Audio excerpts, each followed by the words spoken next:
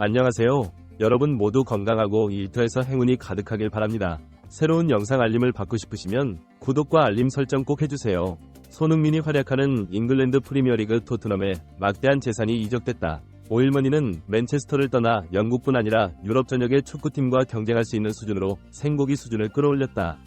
몇 년 전 시티, 지난해 뉴캐슬, 소식이 쏟아질 것입니다. 그러나 놀랍게도 이는 단순한 소문이 아니라 로이터 통신과 블룸버그 뉴스가 카타르 스포츠 투자의 토트넘, 맨체스터 유나이티드 및 리버클럽에 접촉했습니다.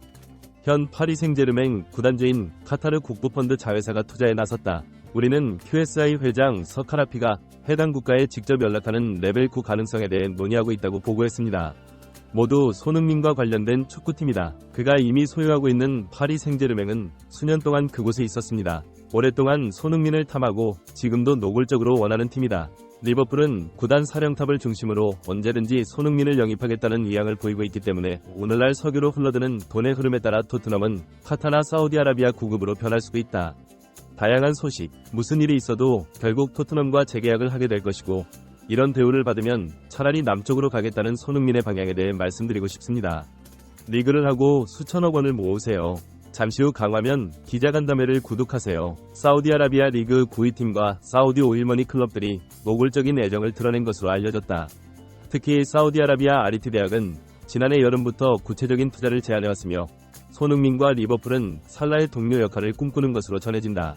앞서 언급한 것처럼 사우디아라비아 자산의 지원을 받아 오일머니에서는 손흥민에 대한 구체적인 수치가 있다. 실제로 이정효의 연봉은 6천만 유로, 하나로 약 870억 원, 연봉이다. 30만 유로입니다. 약 434억 원이 모금된 것으로도 드러났다. 이적에 성공하면 손흥민은 4년 안에 1억 2천만 유로, 약 133억 원의 현금을 확보할 수 있게 된다. 당시 손흥민의 선택은 돈 때문이 아니었다. 내가 사우디아라비아에 가고 싶었다면 지금 여기에 있지 않았을 것이다. 나는 축구를 사랑하고 돈도 중요하지만 내 꿈은 프리미어리그에서 뛰는 것이다. 이적설을 잠재웠는데 이제는 상황이 완전히 바뀔 것 같아요. 사우디아라비아나 거대 수도 카타르가 토트넘을 얽히기 시작했다. 실제로 카타르 국부펀드가 토트넘 지분 매입을 검토 중인 것으로 전해졌다. 9위 후보까지 모두 사들이는 카타르의 국부펀드 규모는 사우디아라비아와 맞먹는다. 너무 커서 실감이 나지 않습니다.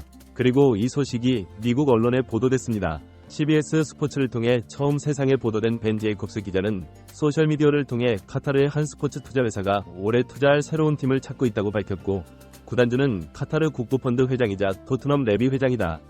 직접 만나서 성공한다면 토트넘은 맨체스터 시티나 뉴캐슬처럼 멈추지 않고 많은 나라에서 승리할 것이라고 말했다. 나세르 알칼라는 최근 월드컵과 아시안게임에 출전해 컵 기간 손흥민을 직접 영입하기 위해 직접 비행기를 타고 카타 지역으로 날아가 그를 개인적으로 대접했다. 아마도 그가 카타로 날아간 이유는 간단하지 않을 것이라고 생각했습니다. 자신이 기용한 팀의 이익을 위해 PSG를 소유한 것은 물론이고 인수나 투자도 마찬가지다. 토트넘이나 리버풀에서 뛸 것으로 예상되는 손흥민을 만났을 때 특별한 말을 했을 수도 있다. 그리고 어디에서나 경쟁할 수 있습니다. 이에 영국 현지 언론과 많은 팬들은 토트넘이 투자 유치에 성공하면 더욱 큰 성과를 거둘 수 있을 것이라고 떠들고 있다.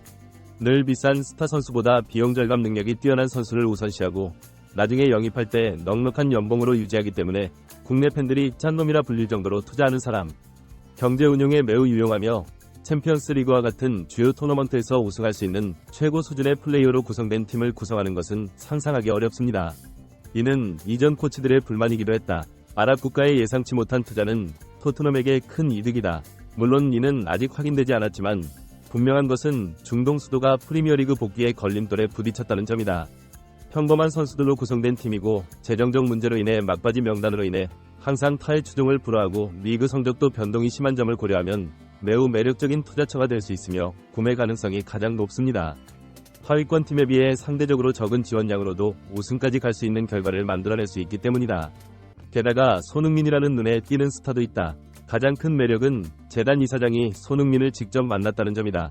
이는 손흥민의 재계약 루머가 퍼지기 시작하자마자 언론에서도 주목한 부분이다. 갑작스러운 중단에 대해 손흥민이 평소에도 이적에 관심이 없고 침묵을 지켰던 이유가 여기에 있을까? 토트넘과 계약을 연장하지 않고도 자신있게 뛸 수 있도록 여건을 만든 것으로 보인다. 그리고 이 움직임의 현실은 이제서야 밝혀지고 있습니다. 중동 국부펀드가 칼라피 회장과의 만남을 인정하면서도 다소 불참한 레비 회장에게 무려 1조 5200억 원을 투자하기로 했으나 성씨는 밝혔기 때문이다. 단순히 친구였지만 지금은 조치를 취했지만 영국 언론인 더 텔레그래프는 카타르 투자 그룹이 레비의 구체적인 숫자와 손흥민과 같은 브릿지 스타 플레이어의 방향에 이 일부 제한을 가했다고 예측합니다. 아직 해결해야 할 문제가 있습니다. 카타르 투자청이 이끄는 QSI에는 돈밖에 없다. 시중에 나와 있는 토트넘을 완전히 사들이기에 충분한 자금이 있지만 먼저 지분 255%를 사겠다고 밝혔다. 완전한 인수를 금지하는 유럽 축구협회의 경제 및 소유권 규정 때문입니다. 챔피언스리그에서 파리 생제르맹과 경쟁하는 구단의 경우 최대 30%까지만 바이백이 가능하다는 규정이 있다. 챔피언스리그의 공정한 경쟁을 막기 위해 규정에 따르면 아직 9위 획득은 불가능하지만 결국 카타르 투자청이 단계적으로 토트넘을 완전히 인수하게 되며 이들의 결정이 긍정적인 영향을 미칠 것으로 보인다. 손흥민의 결심. 프로 선수처럼 머물며 돈을 썼다면 다른 유명 클럽에서 우승 트로피도 들고 눈부신 경력도 쌓을 수 있을 것이다. 더욱이 지난달에는 레비 회장이 토트넘 매각 의사를 밝히기도 했다.